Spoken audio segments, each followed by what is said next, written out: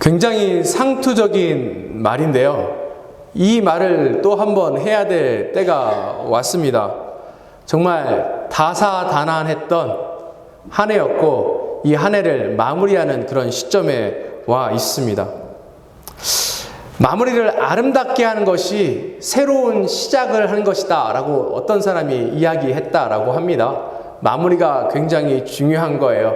우리가 오늘 송구영신 예배에 모였는데 이제 몇 시간이 지나면 2023년이 되는 거예요. 인생은 이와 같이 이어지는 것이고 그 마무리하는 것 이후에 새로운 것이 시작되는 것입니다.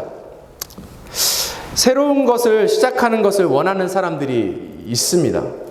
우리 동네에 보면 New Beginning Ministry 이런 것들이 있어요. 무엇인가 하면 여러 가지 이유에 의해서 다시 삶을 새롭게 시작하고 싶어하는 사람들이 있다라는 것입니다. 도움이 필요해서 도움을 요청하는 거예요. 여러 가지 중독이라든지 또 우울증이라든지 그 밖의 문제들을 가지고 이제 이렇게 살 수는 없다. 새로운 것을 시작하고 싶다라고 해서 그러한 미니스트리라든지 그러한 기관들이 우리 동네에 꽤 많이 있습니다. 근데 반면에 삶을 만족하는 사람들은 변화를 추구하지 않아요. 지금의 삶에 만족한데 무슨 변화가 필요하고 무엇을 새롭게 시작하고 싶겠습니까? 사람들은 상황에 몰려서 환경에 몰려서 어쩔 수 없이 새로운 것을 시작하기도 하는 것이에요. 오늘 본문의 이스라엘은 전자일까요? 후자일까요? 본문에 나오는 이스라엘은 자기네들이 새로운 챕터를 시작하고 싶어서 시작하는 것일까요? 아니면 어쩔 수 없이 몰려서 새로운 것을 시작해야 하는 그런 순간이 되었던 것일까요? 오늘 본문에 나오는 이스라엘은 40년 전에 애굽에서 노예 생활하다가 출애굽한 그런 백성입니다. 노예로서의 삶이 굉장히 불만족스러웠지요. 그러니까 하나님께서 그들에게 약속해 주셨을 때에 그 약속을 붙들고 출애굽했습니다. 근데 그들의 발행과는 다르게 광야에서 40년이라는 생활을 하게 되었어요. 근데 이 40년이라는 생활 역시 그들에겐 불만족스러운 그런 생활이었습니다. 그러다가 40년이 지나고 어찌어찌해서 이제 약속의 땅 가나안 코앞에 오게 되었는데 이들의 마음이 이때 어땠을까요? 그토록 기다리던 가나안 땅, 약속의 땅이 오니까 기뻤을까요? 두려움이 있었을까요? 나는 가고 싶지 않아 하는 사람은 그 가운데 없었을까요? 그런데 막상 이들이 가나안을 코앞에 두고 있는데 이들이 예상치 못한 문제가 눈앞에 펼쳐지게 됩니다. 첫 번째는 무엇인가 하면 그들의 위대한 지도자인 모세가 죽게 됩니다. 출애굽으로 이끌고 광야 40년을 이끌고 그들에게 하나님의 길을 가르쳐주고 인도했던 리더가 가나안에 들어가기 바로 직전에 죽고 만 것이에요. 그러니 이 리더 없이 가나안 땅에 들어가는 것이 이들에게는 큰 두려움이 될 수 있습니다. 두 번째 장애는 무엇인가 하면 그들 눈앞에 있는 요단강이에요. 지금이야 강을 건너는 게 여러 가지 방법으로 쉽게 건너지만 예전에는 강을 건너는 게 쉽지 않습니다. 눈앞에 이와 같은 장애물들이 있는 거예요. 장애물들이 눈앞에 있다 보면 사람들이 불안해하죠. 염려합니다. 두려워하기도 합니다. 새로 시작해야 되는데 새로 시작에 앞서 장애물이 그들의 삶을 막고 있는 거예요. 우리는 이러한 상황 가운데 어떻게 이런 장애물을 돌파할 수 있을지 오늘 말씀을 통해서 함께 살펴보기를 원합니다. 새로운 시작을 위해서 우리는 첫 번째 살아계신 하나님을 바라봐야 합니다. 오늘 말씀의 시작을 다시 한번 볼까요? 1절 보도록 하겠습니다. 여호와의 종 모세가 죽은 후에 여호와께서 모세의 수종자 눈의 아들 여호수아에게 말씀하여 이르시되 어떻게 시작해요? 모세가 죽었다라고 시작합니다. 큰 위기가 찾아왔다는 것을 지금 성경이 이야기하고 있는 거예요. 모세는 단순한 리더 이상의 인물입니다. 왜 그런가 하면 이 모세를 통해서 하나님께서 놀라운 기적을 일으키신 거예요. 그것을 바라보고 사람들이 출애굽할 수 있게 되었고, 광야 생활하는 가운데서도 하나님께서 이 모세를 통해서 놀라운 기적을 베푸시고 사람들이 하나님의 그 놀라우신 손길, 은혜를 경험했더라는 것입니다. 그에 반해서 모세가 죽은 이후에 그 리더십이 모세에서 여호수아에게 옮겨지는데, 여호수아는 이 1절에 보면 뭐라고 이야기하냐면 모세의 수종자라고 이야기해요. 모세의 어시스턴트라고 이야기하는 것입니다. 모세와 비교해 봤을 때 여호수아는 그렇게 강력한 리더의 모습이 아니에요. 그런 놀라운 일을 행한 적도 없습니다. 전체 이스라엘을 인도한 적도 없는 아주 연약한 사람이에요. 그런데 이 여호수아가 이스라엘 백성을 이끌고 요단강을 건너서 가나안 땅에 들어갈 수 있을까요? 백성들이 이 리더십 안에, 여호수아의 리더십 안에 잘 순종하고 복종해서 그의 리더십을 따라서 가나안 땅에 들어갈 수 있을까요? 우리가 잘 아는 것처럼 이스라엘 백성들은 굉장히 완악합니다. 특별히 그들의 리더가 죽을 때마다 하나님 앞에 반역하고 그렇게 나아갔던 존재들이에요. 첫 번째, 모세의 누나였던 미리암이 죽었을 때 이들이 어떻게 했는지 함께 보도록 하겠습니다. 민수기 20장 1절에서 3절이에요. 첫째 달에 이스라엘 자손 곧 온 회중이 신 광야에 이르러 백성이 가데스에 이르러더니 미르암이 거기서 죽음에 거기서 장사되니라. 회중이 물이 없으므로 모세와 아론에게로 모여 드니라. 백성이 모세와 다투어 말하여 이르되 우리 형제들이 여호와 앞에서 죽을 때에 우리도 죽었더라면 좋을 뻔하였도다. 미리암이라는 여선지자가 죽고 난 다음에 백성들이 하나님 앞에 반역하고 불평불만하는 내용이 나와 있는 것입니다. 그들의 리더가 죽은 이후에 또 물이 없게 되니까 그동안 그들을 인도하시고 은혜를 베푸셨던 하나님을 기억하지 못하고 불평불만하는 사람들이 바로 이스라엘 민족이었다는 것입니다. 그 이후에 아론이 또 죽게 됩니다. 민수기 21장 4절과 5절입니다. 백성이 호르산에서 출발하여 홍해 길을 따라 에돔 땅을 우회하려 하였다가 길로 말미암아 백성의 마음이 상하니라. 백성이 하나님과 모세를 향하여 원망하되 어찌하여 우리를 애굽에서 인도해 내어 이 광야에서 죽게 하는가? 이곳에는 먹을 것도 없고 물도 없도다. 우리 마음이 이 하찮은 음식을 싫어하노라 하매. 아론이 죽은 이후에 이들이 가야 될 길이 막히고 난 다음에 하나님 앞에 또 불평불만하는 모습입니다. 그들에게 내렸던 만나를 이제 지겹다는 거예요. 먹기 싫다라고 이야기하는 것입니다. 마실 물도 없다라고 지금 이야기하는 것입니다. 이만큼 완악했던 백성이에요. 여선지자 미리암이 죽었을 때도 이와 같이 이스라엘 백성이 완악했고, 또 이들의 제사장이었던 아론이 죽고 난 이후에도 이와 같이 이스라엘 백성들의 마음이 완악했는데, 그들의 위대한 리더인 모세가 죽고 나니 이들의 마음은 얼마나 더 딱딱해지고 불평불만이 심하겠습니까? 이 백성은 이미 패배의식이 짙은 사람들이에요. 출애굽하면 바로 이스라엘 갈 줄 알았는데 그게 아니라 광야에서 40년 동안 맴맴 돌다가 리더들을 다 잃어버리고 지금 이렇게 있는 가운데 있는 것입니다. 전진하지도 못하고 뒤로 가지도 못하는 이 최악의 상황이 된 것입니다. 우리의 삶도 이와 같을 때가 있어요.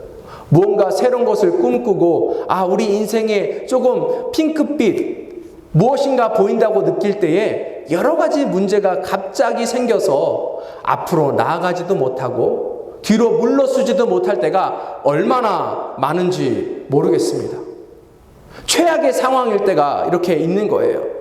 근데 중요한 것은 무엇인가 하면 이때 하나님께서 전면에 등장하셨다는 것입니다. 오늘 읽은 1절을 보니까 모세가 죽고 나니까 하나님께서 나타나셔서 하나님께서 친히 말씀해 주시는 거예요. 그들의 리더인 모세는 죽을 수 있습니다. 이게 우리의 인생이에요. 우리가 의지하고 있는 것들, 우리가 바라는 것들은 어느 순간 끝날 수 있다라는 것입니다. 하지만 우리 하나님은 살아계시기 때문에 과거에도 계셨고 현재에도 계셨고 미래에도 계실 이 하나님께서 이 모든 것들을 인도해 나가신다라는 사실을 우리가 기억했으면 좋겠습니다. 그래서 진정한 리더가 사실은 모세가 아니라 누구예요? 하나님이신 거예요. 위대한 리더인 모세가 죽었을 때에 하나님께서 이스라엘 백성에게 이것을 이야기하시고 싶은 것입니다. 살아있는 하나님이 친히 너희의 리더이다.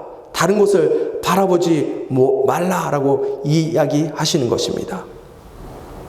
그리고 하나님께서 직접 말씀하시기 시작해요. 그리고 하나님께서 직접 인도하시기 시작합니다. 그리고 하나님께서 직접 기적을 일으키시기 시작하는 것입니다. 우리 주변의 상황이 이와 같이 요동칠 수 있습니다. 우리가 예상 못한 코로나 팬데믹이 우리의 삶을 어렵게 만들었을 수도 있습니다. 이걸로 인해서 여러 가지 경제적인 상황이 어려워져서 경제학자들은 내년 2023년이 살기 굉장히 힘들 수도 있다라고 이야기합니다. 우리가 뭔가를 계획하는데, 뭔가를 꿈꾸고 있는데 우리가 예상하지 못하는 그런 장애물이 우리 앞을 가로막을 때가 있다라는 거예요. 마치 소망이 끊기는 것처럼 보일 수도 있습니다. 근데 여러분 기억하세요. 그럼에도 불구하고 하나님은 살아 역사하십니다. 하나님께서 우리의 삶을 그래서 인도해 가실 거예요. 그리고 그뿐만 아니라 그 하나님께서 우리 교회도 이끌어 가실 줄 믿습니다. 그러니 우리가 하나님만 바라보며 나아갔으면 좋겠습니다. 새로운 시작을 위해서 첫 번째 우리는 살아계신 하나님을 바라봅니다. 그리고 두 번째 하나님의 약속을 기억해야 합니다. 이제 하나님께서 모세가 죽은 이후에 여호수아에게 나타나셔서 말씀하시는데 직접적으로 명령을 하나 하십니다. 2절 보도록 하겠습니다. 내 종 모세가 죽었으니 이제 너는 이 모든 백성과 더불어 일어나 이 요단을 건너 내가 그들 곧 이스라엘 자손에게 주는 그 땅으로 가라. 하나님의 명령이 여기 나와 있어요. 굉장히 단순하고 명료합니다. 뭐라고 얘기하셔요? 일어나서 요단강을 건너라. 일어나서 요단강을 건너라 라고 이야기하십니다. 그런데 그 맨 앞에 말씀하시기 전에 맨 앞에 뭐라고 얘기하셔요? 이제. 굉장히 중요한 단어입니다. 이제. 모세가 죽었지만, 그래서 너희가 30일 동안 애곡하고 있었지만 이제는 일어나서 나아가야 할 때다 라고 하나님께서 말씀하시는 거예요. 눈앞에 소망이 끊어진 것처럼 보이고 눈앞에 장애물이 있을 때에 다른 것 때문에 두려워하거나 염려하거나 다른 길을 찾지 말고 이제 일어나 이곳을 건너라 라고 이야기하는데 이 말씀에 순종하는 것이 쉬울까요? 어려울까요? 굉장히 단순 명료하지만 쉽지 않습니다. 쉽지 않아요.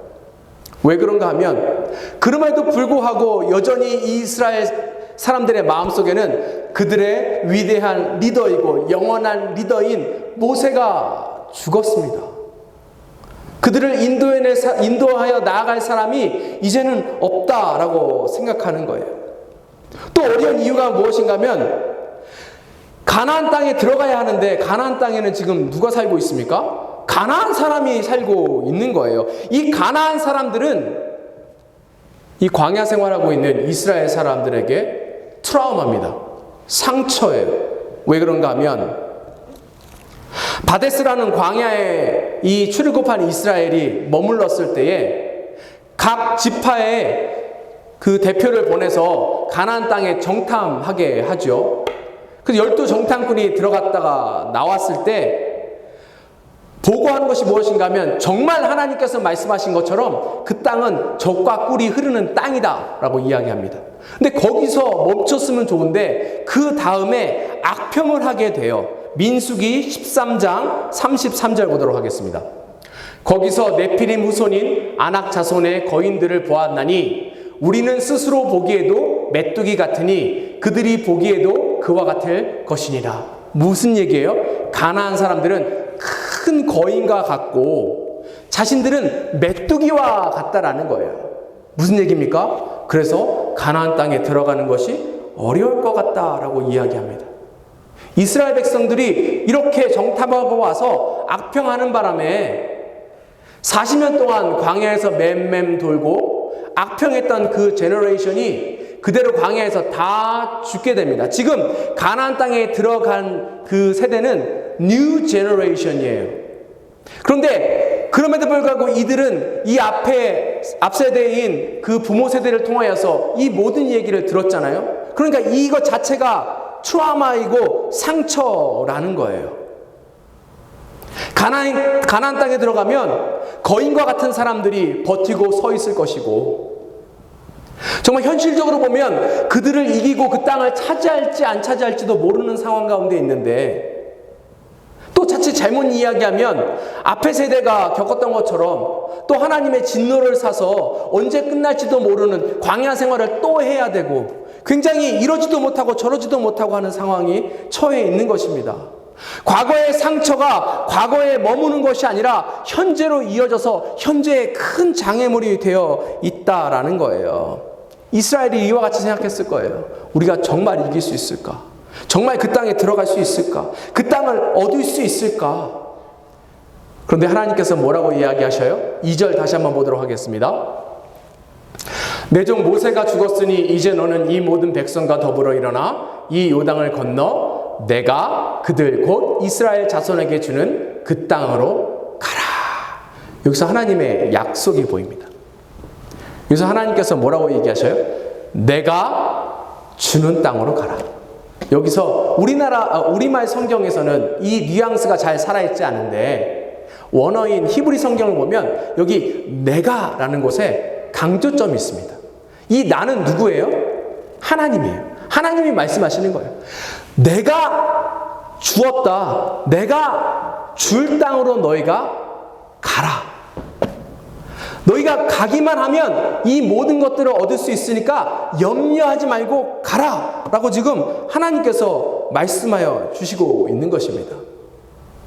제가 한국에서 결혼하기 전에 저희 교회 권사님 중에 한 분이 마사지 샵을 하시는 분이 계셔가지고 제가 한번 문의를 했습니다. 신부 화장하기 전에 마사지 하면 좋잖아요.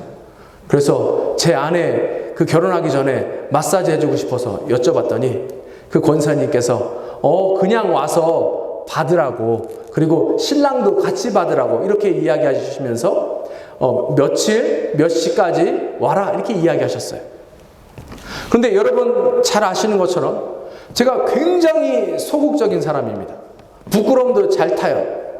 그러니 그 권사님께서 그렇게 이야기하셨다고 불쑥 들어가서 저 어떤 권사님께서 여기서 마사지 받으라 그래서 왔습니다 라고 말하기가 너무 어려운 거예요. 혹시 들어갔는데 누구세요?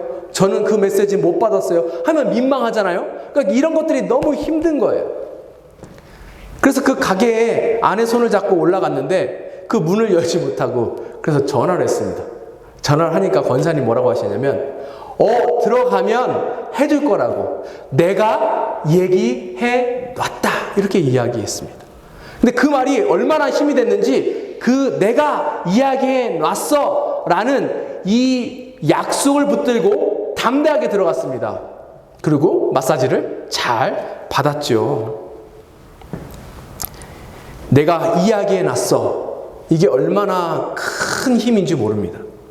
하나님께서 이와 같이 이야기하신 거예요. 내가 이야기해 놨어. 내가 다 말해 놨어. 내가 다 준비해 놨어. 그러니까 들어가기만 하면 돼 라고 이야기하십니다. 그런데 하나님께서 이 이야기를 오늘 처음 하셨을까요? 아니에요. 여호수아는 모세가 완성하지 못한 그 미션, 태스크를 완성하는 사람으로 부름받았습니다. 그러니 앞에 하나님께서 모세에게도 이 얘기를 하셨어요. 그런데 모세에게 처음 이 약속을 하신 것일까요? 아니에요. 아브라함 때에 이미 벌써 이 약속을 하나님께서 해 주신 것입니다. 그냥 들어가기만 하면 되는 거예요. 하나님께서 다 해 놓으셨으니까 들어가서 그것을 얻으면 된다라고 이야기하는 것입니다. 얼마나 위로가 됩니까? 네가 가서 새로 개척해야 돼. 네가 최선을 다해서 노력해서 얻어야 돼 라고 이야기하지 않으시는 거예요.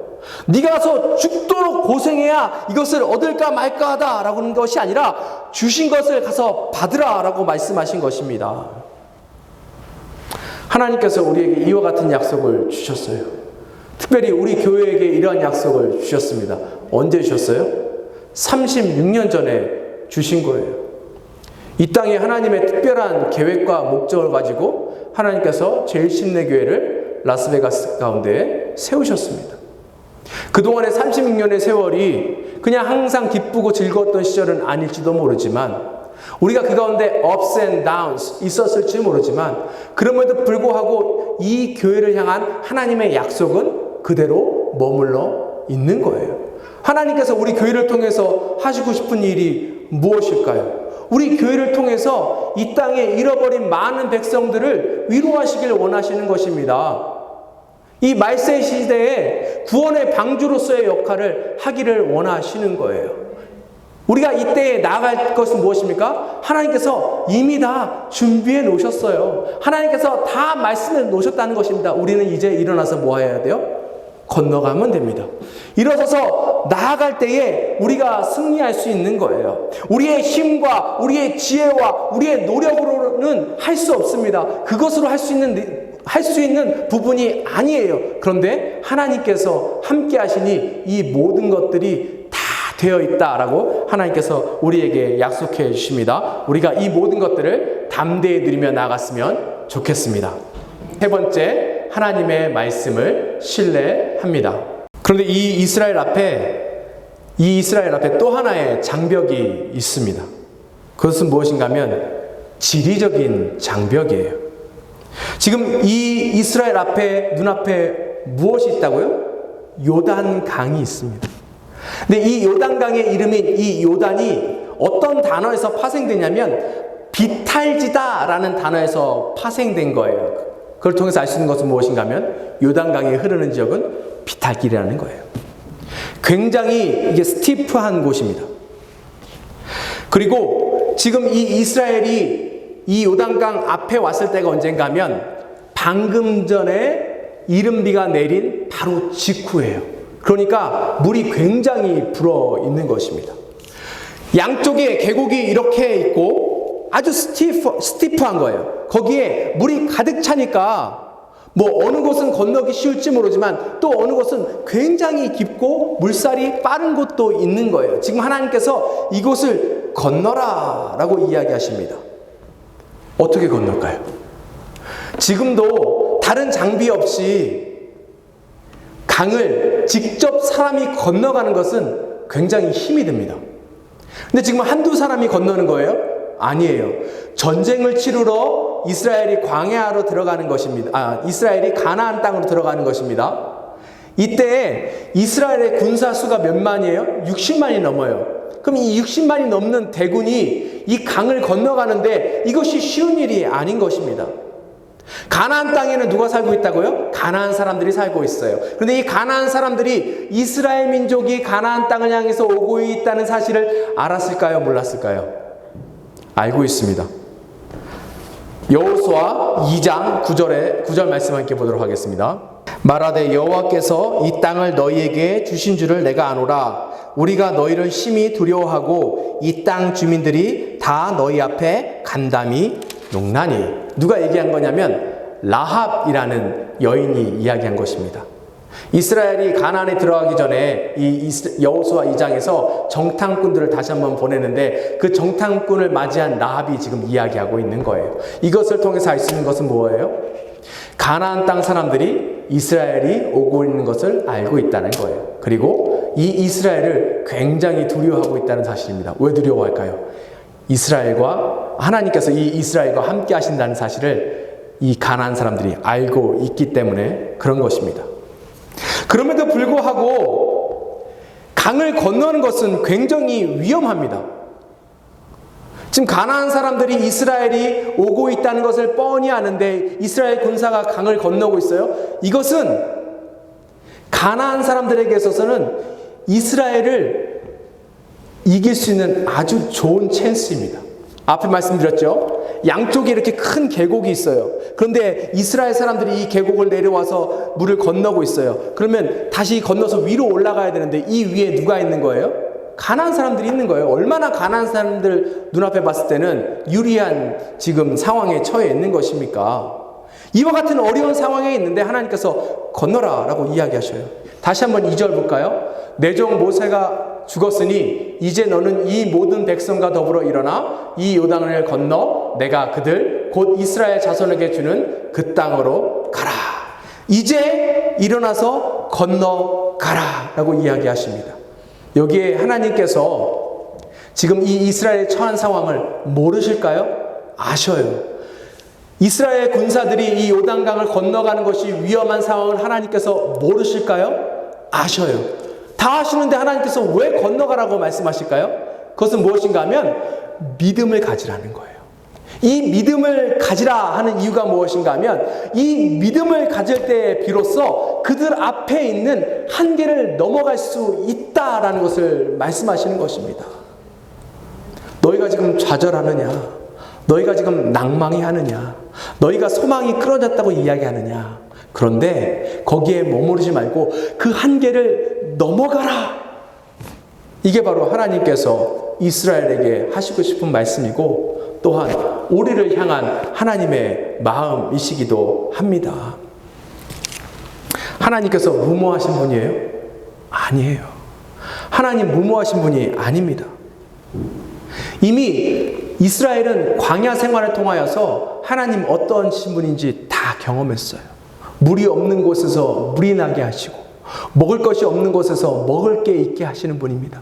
그 광야 생활 가운데 수많은 전투를 거쳤지만 이 모든 것 가운데 다 승리하게 하신 분이 하나님이시라는 거예요. 그러니 하나님의 말씀에 신뢰하고 믿고 나아갈 때에 얼마나 큰 열매를 볼 수 있는지 다시 한번 하나님께서는 이 이스라엘이 기억하기를 원하시는 것입니다. 우리에게도 이와 같은 은혜가 있었으면 좋겠습니다. 하나님께서 우리 삶 가운데 얼마나 많은 것 베푸셨어요. 특별히 2022년 한 해만 놓고 보더라도 우리 교회에 어려움도 있었지만 그럼에도 불구하고 하나님께서 보이지 않는 손길로 인도하신 부분들이 얼마나 많이 있습니까? 우리가 그 모든 것들을 부인하지 못해요. 이스라엘은 과거에 아주 큰 놀라운 하나님의 은혜를 경험했습니다. 그 사건이 무슨 사건인가 하면 바로 홍해를 건넌 사건이에요. 하나님께서 홍해도 건너게 하셨는데 이제 너희가 이 강을 건너라 라고 이야기하셨을 때는 하나님께서 같은 방법으로 이 이스라엘을 요단강도 건너게 해주시겠다는 것을 의미하시는 것입니다. 하나님께서 홍해 때와 마찬가지로 똑같은 기적을 이제는 보이시길 원하신다라는 거예요. 하나님이 명령하셨죠. 하나님이 명령하셨다는 것은 이제 하나님께서 일하시겠다는 것을 이야기하시는 것이고 이제 일하시겠다는 것은 기적을 베푸시겠다는 것을 의미하는 것입니다. 우리에게는 체험 신앙이 필요해요.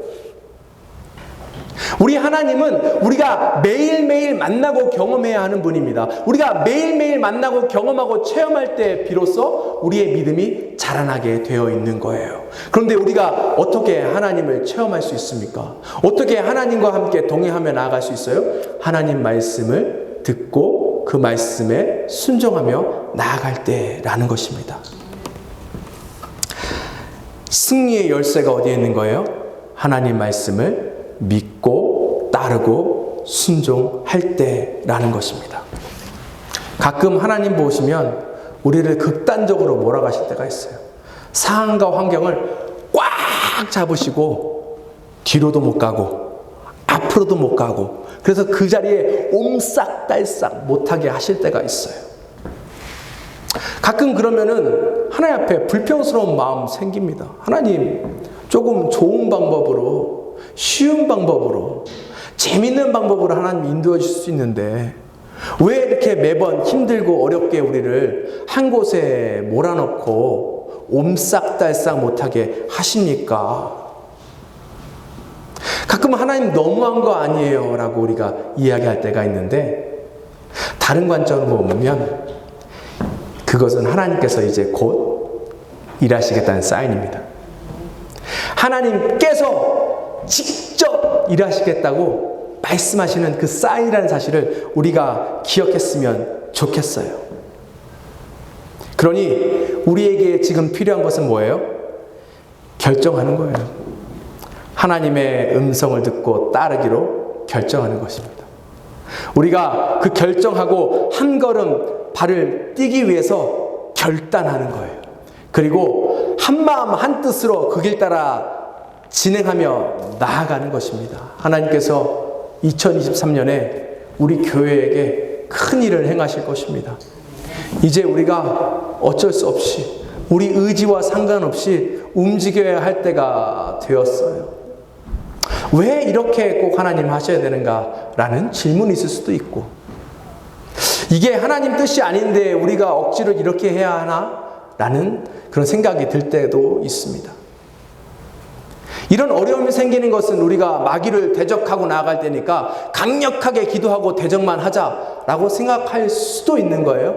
그런데 우리가 오늘 이 말씀을 통해서 하나님께서 우리에게 주시는 그 메시지를 보자면, 그럼에도 불구하고 우리가 하나님의 음성에 순종하고 따르며 나아갈 때에 하나님께서 우리에게 놀라운 일을 행하시겠다라는 것입니다. 그것을 우리가 믿고 따르고 순종하며 나아갔으면 좋겠습니다.